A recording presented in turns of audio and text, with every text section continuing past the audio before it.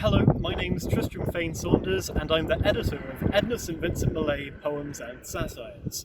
Now, I've been a huge admirer of Millay's poetry for many years, but what made me particularly excited about doing this book was shining a light on another side of her work that fewer people know about.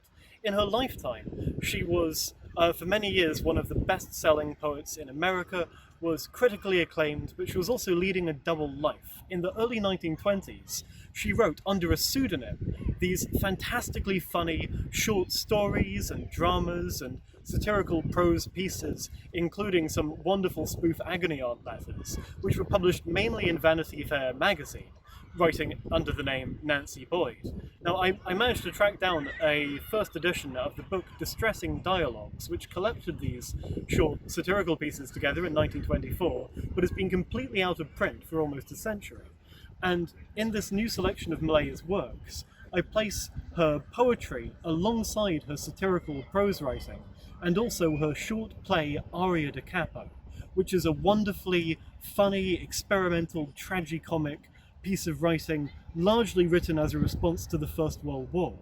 And what I wanted to do by bringing these different strands of Millay's work together is show her versatility of talent as a writer, which is something that I think has been maybe underappreciated. She's sometimes considered as very much a poet of the 1920s, sometimes compared with Dorothy Parker for her wonderful wit and the kind of lightness of touch in some of her early poetry, but she could also deal with really serious emotional themes. The way that she writes about aging in her later poetry in the 30s, which is much less read, I find incredibly moving.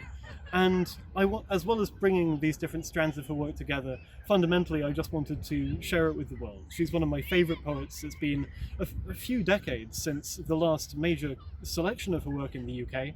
The last Carcanet edition, which I grew up reading, was actually published before I was born. So I wanted to introduce Millay to a new generation. Now, I'm also a poet myself, which I think perhaps helps when it comes to reading and editing another poet's work and selecting pieces for the book.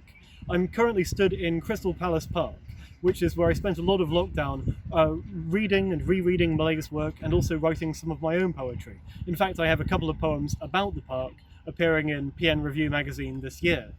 My favourite thing in the book, Poems and Satires, is possibly her play Aria da Capo.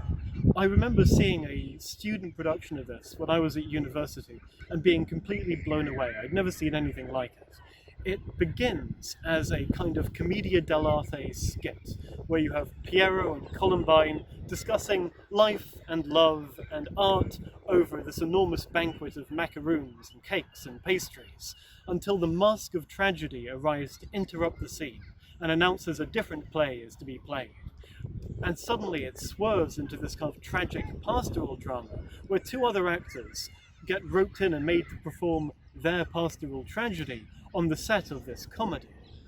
After the tragic climax, the bodies get swept under the table and the laughter of the clowns continues. I think it's a powerful comment about the strangeness of life returning to normal after the horror of the First World War, the idea that the bodies get swept away and the party resumes as if nothing had happened, which I think in some ways feels relevant to the place we're in now, in the wake of the pandemic. I think it could perhaps take on a new resonance for new readers.